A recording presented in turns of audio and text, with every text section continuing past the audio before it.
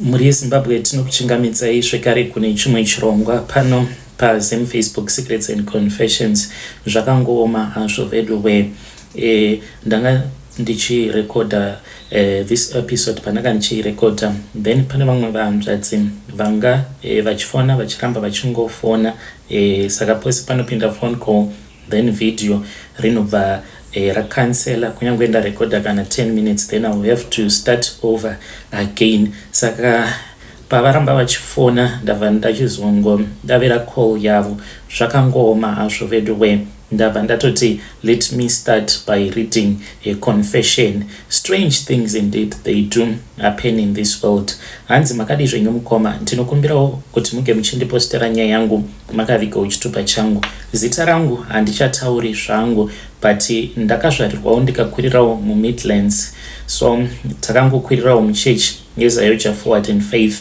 My parents vainge vari madikoni, uye zvekare my parents they used to go everywhere, and we also grew up going everywhere. I also got married muchurch. I would go to each and every Deeper Life, every Easter conference, and I used to sing even in the praise and worship and choir until life happened. Zvinhu zvakasvika pakuoma. Murume wangu ainge ari a civil servant, as I was also a civil servant. Mainge muri mugore ra 2002, and things were very difficult. Tainge tine kashopu kedu katainge takavhura mugweru. Kashopu aka ndiko kakaunza matambudziko ose kuzosvika ndichizojoina Satanism. Takatanga tine imba yedu inini nemurume, tikati zvimwe kuda kana tikatengesa imba zvinhu zvinokwanisa kuita senani, but zvinhu zvakabva zvatowedzera kutooma. Patakati tatengesa imba kudaro tikatobirwa imwe mari yacho, tikati Mwari matikanganwa. Takabva tachizotanga kuroja a 2-bedroomed house, but zvaingova zvezvia zvekiya. Saka pamba apa patainge tichigara, landlord wepo aiva aine moyo wakanaka chaizvo, ainge aine mari, ainge ari mupfumi zvokurevesa. Saka aigara achingotikurudzira kuti zvichaita zvichanaka, uye zvekare aikuridzira murume wangu kuti ange achisiya basa raainge achiita reucivil servant, ange achizomushandira kumaini, because ainge aine mari uye aine mamaini. Saka nerimwe zuva takachizomukumbira mari, tainge tichiti kana tikamukwereta mari kana kuri kunzi tikahodha zvekare, because paiva nevamwe vainge voenda kuBotswana avo vataiti kana tikavabatisawo mari vakanotihodhera then tinokwanisa kuzosimukira, but zvinhu hazvina kuzoita saizvozvo. Takazoshaya mari yekuti tinge tichivabhadhara. Mwedzi yakati ichifamba vaigara vachingotibvunza kuti zvino tozvifambisa sei zvamusiri kundipa mari. Saka murume wangu ainge ava kutoshanda mabasa maviri. Ainge akapinzwa basa rehumahobho neumwe muzukuru wake, saka aingoenda kukubasa onorara zvake, nekuti pacho paainge achigadha vaigadha vari vatatu. Saka muzukuru uyu aitoita zvemadhiri kuti vanhu vake ndivo vaaiendesa ikoko, kuitira kuti pange pachingonzi pana security, asi yainge iri nzvimbo yainge yakatochengetedzeka zvekare. Saka akabva achizondidaidza murume wepamba apo patainge tichigara, wainge kuri usiku, murume wangu ainge asipo. Akabva anditi zvino muri kuti mari yangu munondipa rini? Ndikabva ndati tainge tisina kana tarisiro, nekuti kana rent chaiyo tainge tichitokoniwa kutobhadhara rent. Tainge tatova almost 6 months, hafu yegore tichitadza kubhadhara rent, tichitoita zvepashoma pashoma. Akabva anditi iye aikwanisa kundibatsira. Akabva anditi there is a way out, and kana ukada ukabvuma you will be free for the rest of your life, uye zvekare uchazoita upfumi hwakawandisisa. Akabva achizotora bhodhoro, akabva achizodira doro, akabva anditi inwa doro iri mubhodhoro. Ndakati ndichinwa. Bhodhoro iri rainge richinhohwa weti, uye zvekare rainge rakazanganiswa nemushonga. Akabva andiudza kuti ainge achida kurara neni kubhadhara chikwereti. Ndakabvuma, asi mwoyo wangu wakarwadza. Handina kuziva kuti mishonga yainge atondipa mishonga iyoyo kwainge kuri kutotanga kutojoiniswa zveSatanism. Akandiudza kuti chikwereti changu chainge chabhadharwa. Akazondiudza kuti ainge achida kuti tinge tichienda samwe kune kwatakazoenda but kubulawayo tikanosangana neumwe mukadzi ainge ari muIndian ainge achinzi ainge asina mazuva akawanda ari muZimbabwe. Taendako mainge muri mugore ra2003 kutanga kwegore ndokubva ndachizoitwa initiation into Satanism. Saka ndakabva ndachizopiwa a mission ndikabva ndanzi ndaifanira kuti ndinge ndichizoenda nevamwe avo vandakanzi ndo vandainge ndichazofamba navo because munoita zvemaclub kana muri muSatanism munofamba muri 3, 4 kana kuti 5 ndiyo inenge iri club yenyu iyoyo. Zvimwe zvinenge zvichizoitika kumusoro munenge musingazvizivi nekuti munenge muina club leader kana kuti chair lady or chairman. Sezvatainge tichidaidza chair lady wedu ndiye aipota achienda achinoturikira nekupira achizodzoka achizotiudza zvose zvatinenge tichifanira kuti tinge tichizoita. Saka ipapo takanzi taifanira kuti tinge tichizoenda kuma headquarters eZaoga kuforward in faith ku headquarters. At that time takaudzwa kuti baba Kuti vaifanira kuti vange vachizoparidza. Ndakapiwa a very simple task. Ndainge ndine ka black plastic bag ako kandainge ndakapiwa kainge kaine ruva iri rainge riri just a simple rose rainge riri muka plastic bag ikako. Ruva iri rainge riri muhandbag mangu. Ndikanzi pavanotanga kuparidza vachingonzi vaenda papulpit inini ndaifanira kuti ndige ndichizobuda muchurch. Kana ndabuda muchurch ndaifanira kuti ndinge ndichizotsvaka pandinozonoridyara ruva iroro. Saka tichipinda padriveway painge paine flower bed yainge iripo to the left and to the right. Ndikabva ndachizosarudza kuti ndainge ndichazodyara ruva iri paflower bed. Saka ndakanzi kana ruva iri kana rikagara rabata radiridzirwa zvainge zvichazokonzeresa confusion, division and spiritual blindness that would spread in the church. Ndo kwainge kuri kuzowodzwa kwechurch. Mukomanashi takasvika vanhu vachinamata, isusu tainge tichinamata.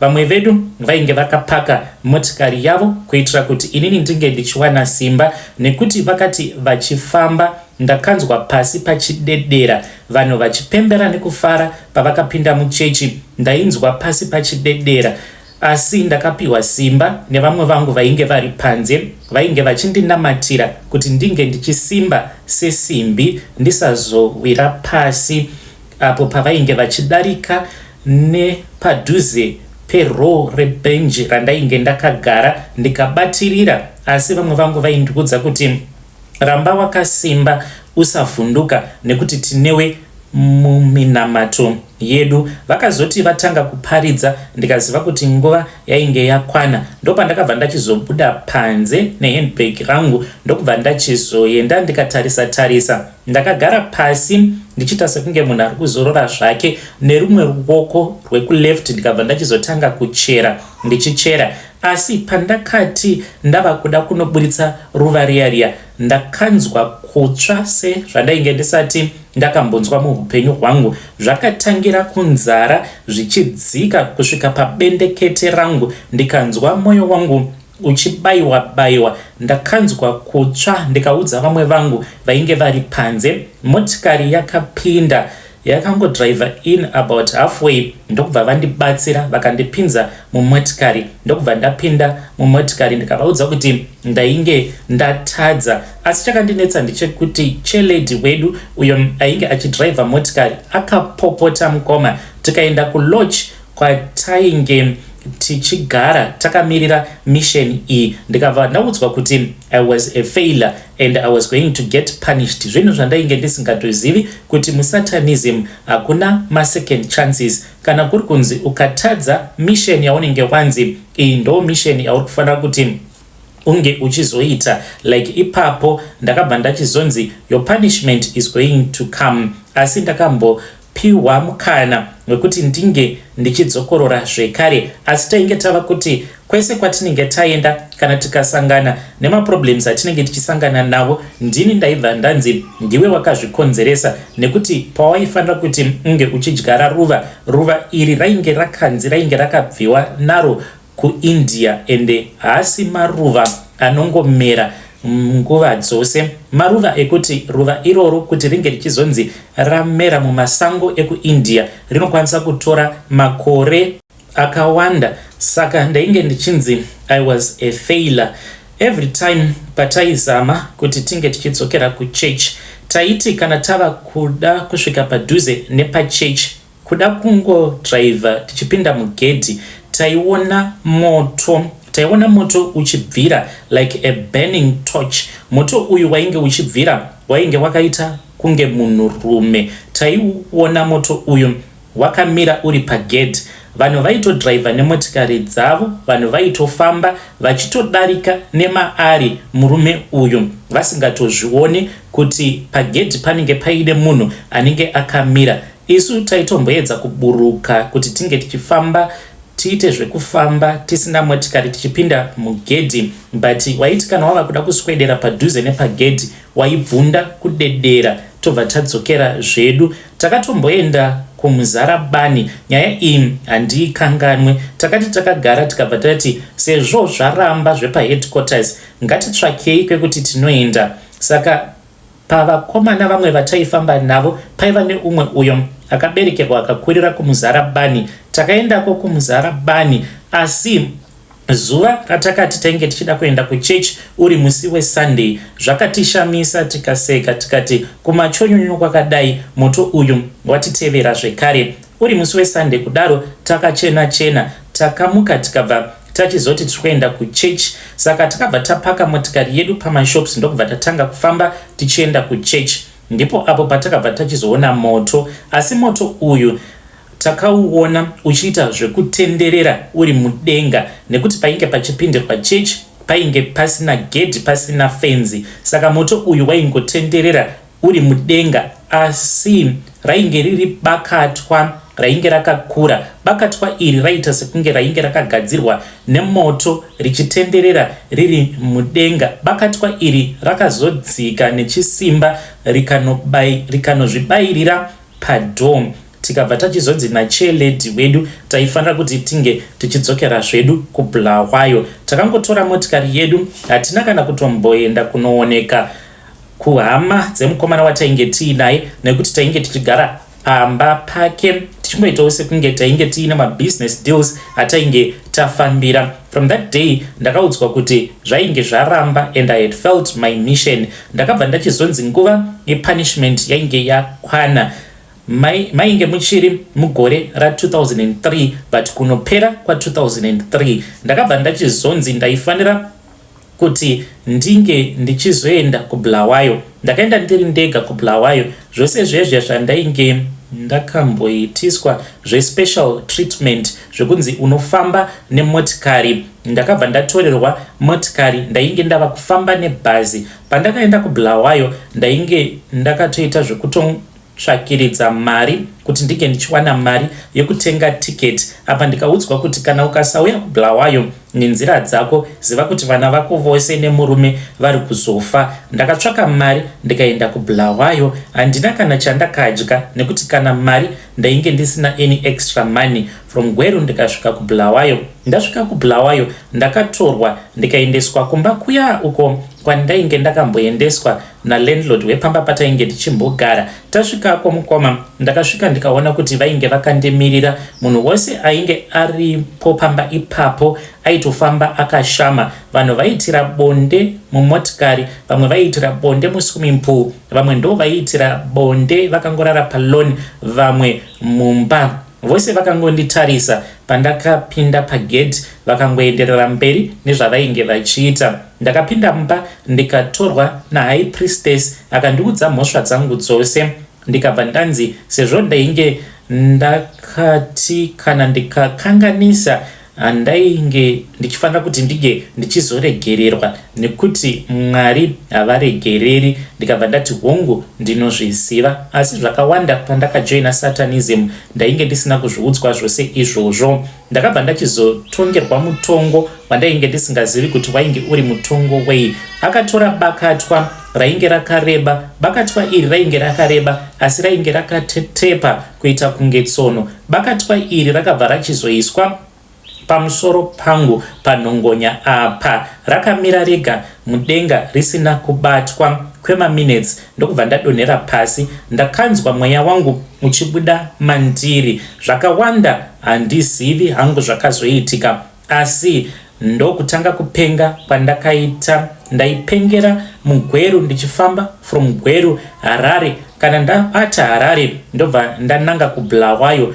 ndichifamba ndichipenga, asi pandainge ndichipenga handina hangu chandinoziva kuti chii chakaitika. Ndakazongopembenuka. Ndapembenuka kudaro ndopandakaona kuti ndainge ndava muSouth Africa, asi ndainge ndiine vamwe vangu avo vandainge ndichimboshandidzana navo. Pandakapembenuka ndikaona kuti ko zvandiri kungofamba, ndiri kufamba ende ndiri kuratidza kuti ndiri munhu anoita sekunge asina kukwana, uye zvekare ndaidzwa dzungu. Ndakazvitarisa ndikaona kuti ndainge ndiine zisaga rainge rakazara makeni, uye zvekare ndiine tsvina. Vakanditora vakaenda neni kuPretoria. Taenda kuPretoria vakanondiisa mucoffin. Pavakangondiisa mucoffin mukoma, pfungwa dzangu dzose dzakabva dzadzoka panzvimbo. Ndikabva ndazviziva kuti the last thing that had happened was painge paine bakatwa rainge rakaiswa mumusoro mangu, ndokubva ndachizodonhera pasi. Vakabva vandikudza kuti punishment yangu yainge yakwana. Ndakabva ndachizodzoswa kuZimbabwe. Ndinewo basa rangu iro randinoita, asi handina kana kuzombogara ndakadzokera kuZaoga zvekare. Ende kana ndikati ndichifamba ndiine motikari yangu, kana ndikadhiraivha munzvimbo yandinenge ndisingazivi, kana ndikangoona church yeZaoga ndinonyenyeredza, ndinotochinja route kana kutoita U10 ndobva ndanyenyeredza ndotoenda somewhere else. Ndo zvakaiitikawo izvi mukoma. Kana wajoina Satanism, kubuda muSatanism zvinonetsa. Ndakaudzwa kuti ndaifanira kuti ndinge ndichizoramba ndichiita zvandinenge ndichiudzwa kuti ndinge ndichiita kuitira kuchengetedza murume wangu nevana. Murume wangu haatozvizivi kuti ipapo pandakapenga ndakapengesewa neSatanism. Murume wangu kutaura kudai ari kumhiri kwemakungwa. Kunyika kwaari handichatauri hangu, asi haazvizivi kuti nditori nemasacrifices awo andakaita panguva iyo apo patainge tiri pakati pekutambudzika. Vana vangu vakura, asi vana vangu havatozvizivi kuti mama vakapengeswa nekuda kweSatanism. Vana vangu vakatokurira kumhiri kwemakungwa. Kana bond nevana vangu handitomborina bond nevana, asi pane zvose zvandinoita mukomanashi, chose chandinoita ndinoitira vana vangu. Wangu mweya ndakatoutengesera Satani. Kana ndafa iniwo ndinoziva kwandichaenda. Iko zvinozvi semasatanisti chedu chete kungogara nekungotarisa, nekuti iyo nyika pachezvayo yaipa. Zvatosiyana nezvatainge tichiita kuma 2003 zvekutoti taitojoinisa vanhu Satanism. Iko zvinozvi vanhu vari unwillingly joining Satanism, vachitoita mabasa eSatanism vasingatozvizivi kuti they are furthering the cause. Sepama TikTok, matambiro nematauriro anoita vanhu zvisina hunhu pamberi pevanhu, ndo Satanism yacho iyoyo yakawandira. Kunyange munhu asingazvizivi kuti ari kutopractice Satanism, but a foul mouth is far from the Lord. Yo, vedare ndo message iyo yandakatumidzirwa ichibva kuna vahanzvadzi vedu. Zvakangoma hazvo vedu we. Hanzi kudhara kuma 2003 ipapo pavaita zveSatanism, hanzi Satanism yavaita vaitofamba vachijoinisa vanhu into Satanism, asi iko zvinozvi hanzi they just sit and they just watch.